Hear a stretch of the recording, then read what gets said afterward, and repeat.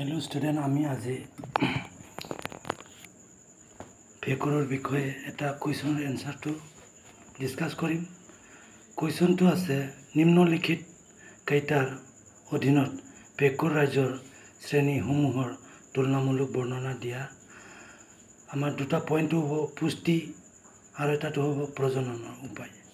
তো আমি শ্ৰেণীসমূহৰ নামটো আছে আমাৰ পাইকোমাইচিটিছ, এস্কোমাইচিটিছ, বেচিডিওমাইচিটিছ আৰু ডিউটেৰোমাইচিটিছ। ইহঁতৰ আমি চাওঁ তুলনামূলক কেনেকুৱা কৰিম চাওঁ। ফাৰ্ষ্টতে আছে আমাৰ পুষ্টি সাধনৰ উপায়।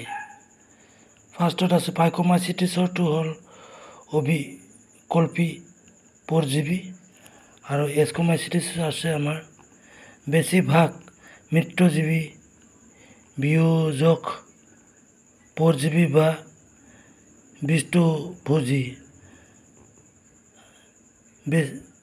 বেচিডিওমাইচিটিছত আছে আমাৰ পৰজীৱী আৰু মৃতজীৱী। ডিউটেৰোমাইচিটিছত আছে আমাৰ পচনকাৰী বা পৰজীৱী। এতিয়া নেক্সট পইণ্টটো আছে আমাৰ প্ৰজনন উপায়।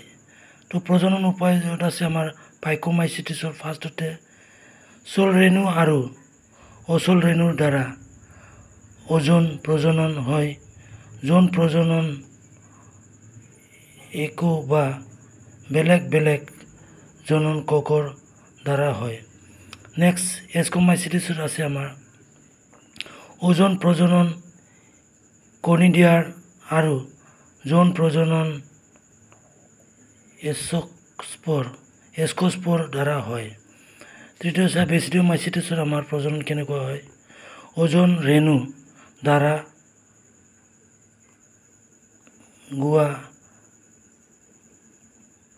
নাই, তাৰমানে পোৱা নাই, তাৰমানে ইয়াতে আমাৰ ওজন প্ৰজনন পোৱা নাই ক'ত বেচিডিওমাইচিটিছৰ। যৌন ৰেণুবোৰক বেচিডিয়াম বোলে। নেক্সট লাষ্টত আমাৰ আছে ডিউটেৰোমাইচিটিছৰ প্ৰজননটো কেনেকুৱা হয়। ই শ্ৰেণীৰ ভেঁকুৰে কেৱল কনিডিয়া নামৰ অজনন ৰেণুৰ